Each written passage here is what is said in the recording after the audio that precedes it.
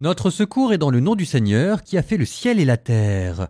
On a fini les livres des chroniques. Ah, bien joué. Et je vous propose maintenant d'ouvrir le livre d'Esdras. Esdras, c'est ce qui suit directement le livre des chroniques. Le livre des chroniques s'arrêtait par l'évocation de l'édit de Cyrus, et c'est exactement, vous allez l'entendre dans le premier chapitre, par ce même édit de Cyrus, en fait exactement la même phrase que commence le livre d'Esdras. La suture est parfaite, et vous notez au passage comme on a mis une parenthèse pudique sur l'exil, un souvenir trop douloureux, on l'a mis de côté, et on passe directement de la période pré-exilique à la période post-exilique. Dans la période pré-exilique, livre des chroniques, on vous a donné la théologie du temple. Maintenant, nous allons passer à la pratique, refonder la communauté grâce à cette théologie.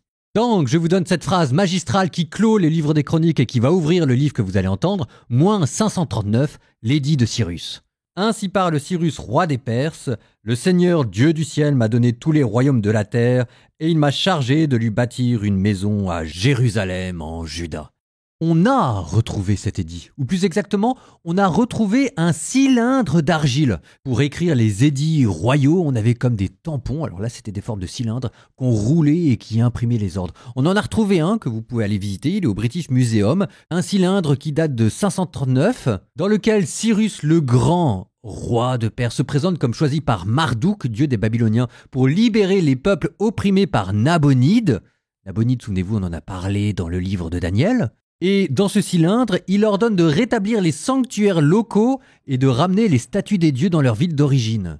Je cite la phrase exacte sur le cylindre, « Je réunis tout leur peuple et je fis revenir leurs dieux dans leur lieu de résidence. » Donc c'est exactement ce que vous raconte la Bible. À un détail près, c'est que le peuple juif n'était pas le seul. Il y aurait eu d'autres peuples à qui les Perses auraient permis de retourner chez eux. C'est une nouvelle manière de gouverner un empire. On avait les Assyriens, on avait les Babyloniens. Les Perses les ont vaincus, ont hérité de leur empire. Et cette fois-ci, ont décidé que, plutôt que de régner par la terreur assyrien ou la déportation babylonien, il valait mieux s'appuyer sur des élites locales. Et donc, en permettant aux Juifs de retourner à Jérusalem, ils s'assuraient l'existence d'États vassaux qu'ils pourraient contrôler, parce que les Juifs leur devraient tout. Ce qui a marché. L'Empire perse va durer plusieurs siècles. En attendant, sortez les mouchoirs. 50 ans ont passé, ça aurait été la durée de l'exil et vous allez maintenant assister à la première vague de repeuplement en direct. Il y en aura 3 au total. Les Juifs qui quittent Babylone par paquets successifs pour revenir dans la terre de leurs ancêtres. Nous sommes en moins 539. La vie est belle. Esdras 1 et 2.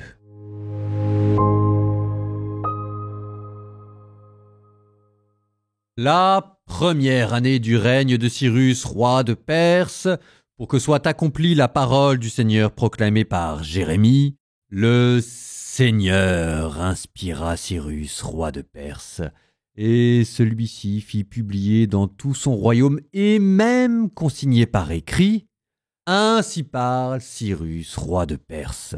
Le Seigneur, le Dieu du ciel, m'a donné tous les royaumes de la terre, et il m'a chargé de lui bâtir une maison à Jérusalem en Juda. Quiconque parmi vous fait partie de son peuple, que son Dieu soit avec lui, qu'il monte à Jérusalem en Juda et qu'il bâtisse la maison du Seigneur, le Dieu d'Israël, le Dieu qui est à Jérusalem.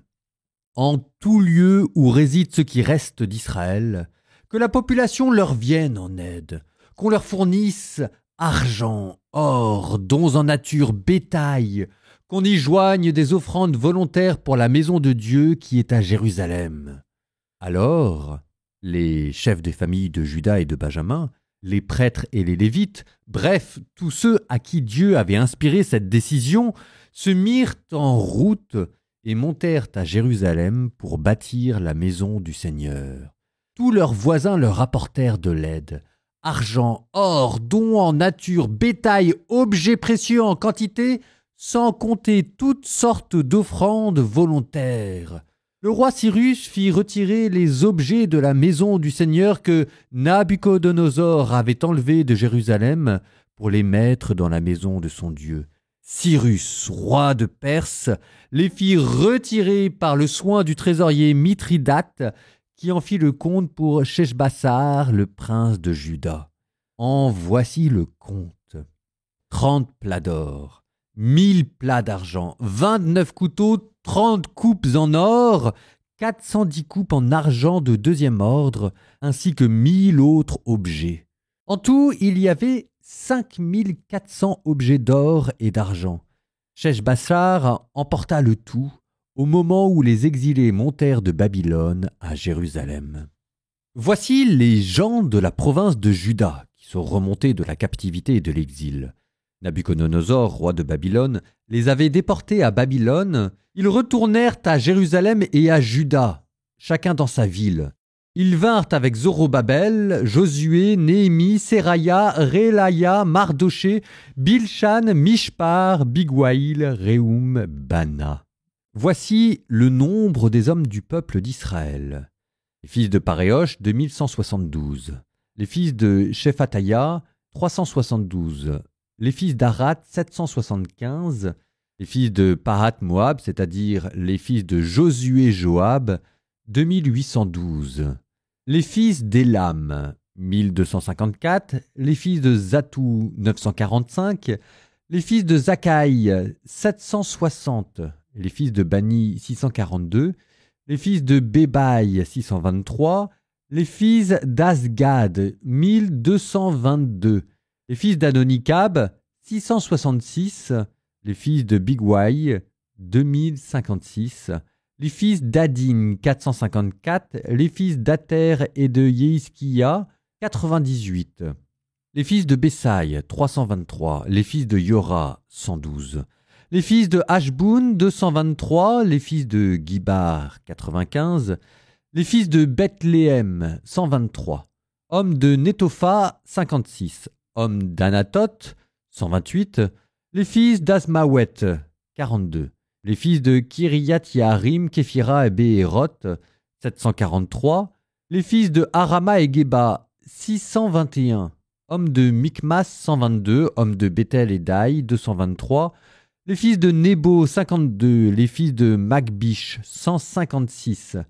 Les fils d'un autre Élam, 1254. Les fils de Harim, 320. Les fils de Lod, Hadid et Ono, 725. Les fils de Jéricho, 345. Les fils de Sénaa, 3630. Les prêtres, les fils de Yédaïa de la maison de Josué, 973. Les fils d'Imer, 1052. Les fils de Pachéour, 1247. Les fils de Harim, 1017. Les Lévites, les fils de Josué et ceux de Kadmiel, c'est-à-dire les fils de Odaouia, 74. Les chantres, les fils d'Aphat, 128. Les fils des portiers, les fils de Shaloum, les fils d'Ater, les fils de Talmon, les fils d'Akoub, les fils de Hatita, les fils de Shobai, en tout 139. Les servants, les fils de Shia, les fils de Asoufa, les fils de Tabaoth, les fils de Kéros, les fils de Shia, les fils de Padon, les fils de Lebana, les fils de Agaba, les fils d'Akoub, les fils de Agab, les fils de Shalmaï, les fils de Hanan, les fils de Guidel, les fils de Gahar, les fils de Réaïa, les fils de Résin, les fils de Nekoda, les fils de Gazam, les fils de Ouza, les fils de Pachéa, les fils de Bessaï, les fils d'Asna, les fils de Méounim, les fils de Nefoussim, les fils de Bakbouk, les fils de Akoufa, les fils de Harour, les fils de Bachlout, les fils de Méida, les fils de Archa, les fils de Barkos, les fils de Sisera, les fils de Tama, les fils de Nessia, les fils de Hatifa, les fils des serviteurs de Salomon, les fils de Sotaï, les fils de Aspheret, les fils de Pérouda, les fils de Yaala, les fils de Darkon, les fils de Guidel, les fils de Shephatia, les fils de Hatil, les fils de Pokeret Asebaïm, les fils d'Ami. Tous les servants et les fils des serviteurs de Salomon étaient donc au nombre de 392.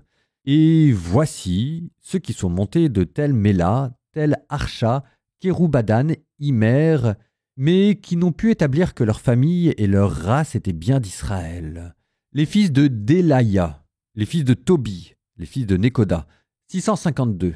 De même que certains d'entre les prêtres, les fils de Obaya, les fils de Hakos, les fils de Barzilai, celui qui avait pris pour femme l'une des filles de Barzilai, le Galaadite, et qui avait été appelé de ce nom. Ceux-là recherchèrent leur registre généalogique, mais on ne le trouva pas. Ils furent alors déclarés impurs et exclus du sacerdoce. Et le gouverneur leur interdit de manger des aliments très sains jusqu'à ce qu'un prêtre se tienne debout devant Dieu pour le consulter par les Urim et les Thummim. L'assemblée tout entière était de 42 360 personnes, sans compter leurs serviteurs et les servantes, au nombre de 7 337. Il y avait aussi 200 chanteurs et chanteuses. Leurs chevaux étaient au nombre de 736, leurs mulets 245, leurs chameaux de 435 et les ânes de 6720. À leur arrivée à la maison du Seigneur qui est à Jérusalem, certains chefs de famille firent des offrandes volontaires pour la maison de Dieu, afin qu'elle soit rétablie à son emplacement. Selon leurs possibilités, ils versèrent au trésor de l'œuvre 61 000 pièces d'or et 5 000 pièces d'argent et aussi 100 tuniques sacerdotales. Alors s'installèrent dans leur ville prêtres, lévites, une partie du peuple, chantres et portiers, ainsi que les servants. Voilà donc tout Israël dans ces villes.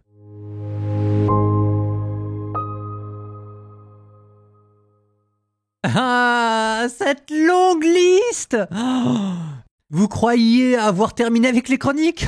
Mais c'est les mêmes! C'est ce qu'on appelle l'historiographie chroniste, ou encore école chroniste. C'est eux qui ont écrit 1 chronique, 2 chroniques, Esdras et Néhémie, à ne pas confondre avec l'historiographie deutéronomiste, qui a écrit Josué, Juge, Samuel, Roi. De fait, ces livres-là, on sentait bien qu'il y avait une parenté. Bah là, vous la sentez aussi, cette parenté, sauf que c'est une parenté du côté des listes et des nombres. Ah! En même temps, elle n'est pas gratuite, cette généalogie. Je vous explique. Je ne sais pas si tout le monde l'a vu, mais le retour en exil, tout le monde est super content, sauf que c'est un roi païen qui promet de le faire, et en plus, c'est lui qui va payer la reconstruction du temple.